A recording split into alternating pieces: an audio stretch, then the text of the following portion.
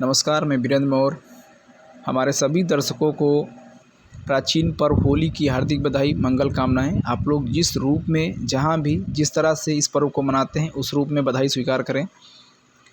साथियों, आज हम इस पर्व के विषय में बात करेंगे। ये प्राचीन पर्व जो है भारत के किन किन हिस्सों में, किन किन राज्यों में किस तरह से मनाया जाता है और इसका प्राचीन समय से क्या कनेक्शन है, इसकी शुरुआत कहाँ से हुई, इन सब विषयों पर मैं आप लोगों से बात करूँगा, चर्चा करूँगा।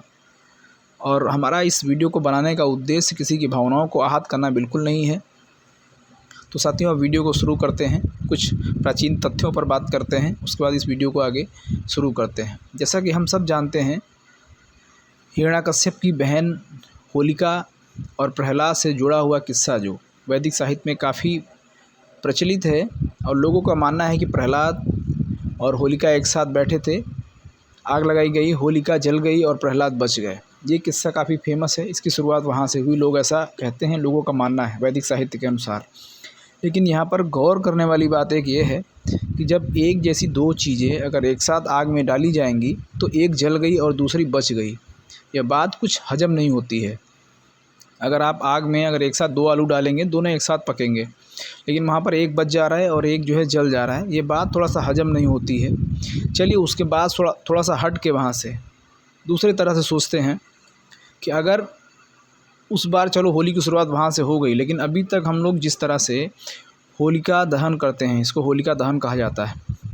तो जब आप किसी की चिता को जला रहे होते हैं, जब होलिका है, स्वाभाविक है, तो उनकी चिता हुई है, डेड बॉडी हुई, तो जब उसको हम जला रहे हैं हर बार, तो उसकी चिता पर आप देखेंगे, चूँकि ग्रामीण किसान जहाँ भी लोग रहेंगे होली को जलाते हैं, वहाँ पे आप देखेंगे उनके हाथों में गन्ना होता है। और इस समय गेहूँ है, जौ है, ये चना है, लोग उसको साथ में रखते हैं और उसकी बालियों को उस गन्ने में बांध के और उसको पकाते हैं, भूनते हैं, और उसके बाद से फिर वहाँ से घर पे लेके आते हैं उस आग को, और उस आग से घर पे फिर उस दिन पकवान को बनाया जाता है। और वही फिर भोजन जो है सभी लोग करते हैं। आपके घर पे जितने रिश्तेदार आते हैं या जो भी रिलेटिव लोग रहते हैं, सबके साथ उस भोजन को शेयर किया जाता है, और जो अनाज रहता है उसको भी सब लोग खाते हैं। तो अब हमको एक बात ये समझ में नहीं आ रही कि यदि होलिका अगर एक चिता है, तो क्या किसी चिता की आग में किसी भी प्रकार का भोजन बनना या किसी भी प्रकार के अनाज को भून के खाना कहाँ तक जायज़ है? यह बात थोड़ा सा हजम नहीं होती है। दरअसल होली को हम जिस रूप में देख रहे हैं, इसका ये वास्तविक रूप नहीं है। क्योंकि जब समय बदलता है, संस्कृतियाँ बदलती हैं, धीरे धीरे व्यवस्था परिवर्तन होता है।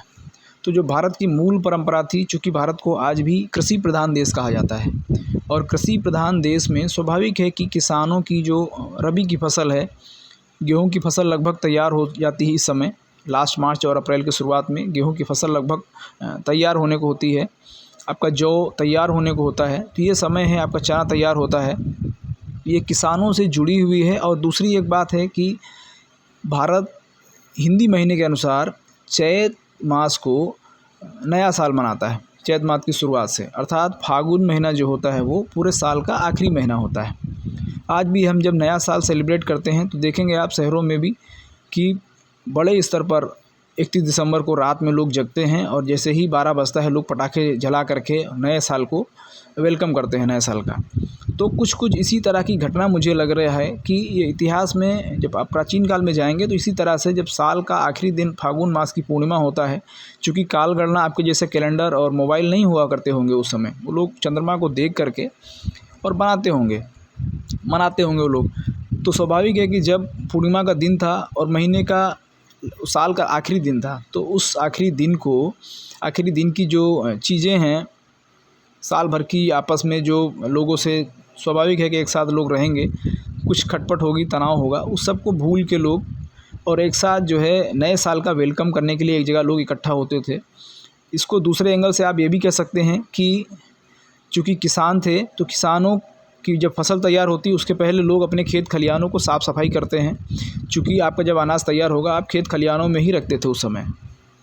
होली कभी भी गांव के बाहर ही लगाई जाती है, तो स्वाभाविक है कि खेत खलिहानों में लोग अपने साफ़ सफाई करते होंगे उस समय, और खेत खलिहानों की सफाई करके हो सकता है उस दिन जलाते हों और उसके दूसरे दिन नया साल मनाते हैं।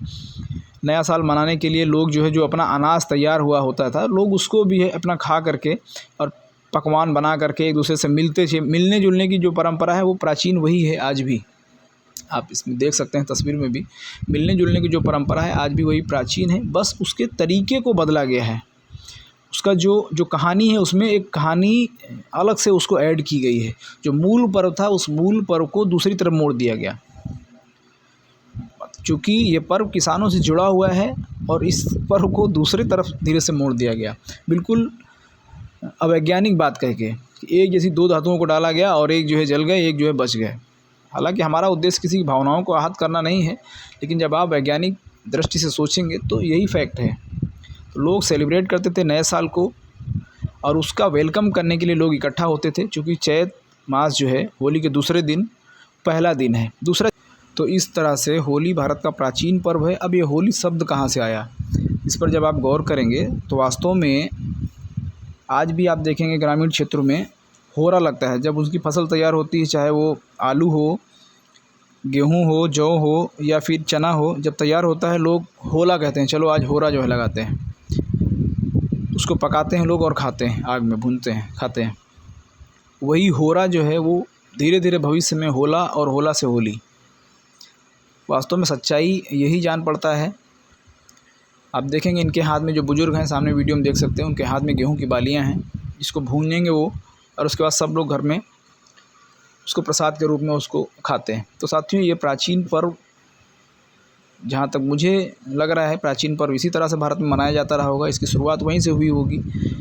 और दूसरा चीज़ है, जैसा कि मैंने पहले कहा कि नया साल जो मनाते हैं, स्वाभाविक है कि आज भी फाइनेंशियल न्यू ईयर भी अप्रैल से शुरू होता है और भारत का हिंदी महीना जो है उसके अनुसार भी चैत माह से भारत का नया वर्ष शुरू होता है।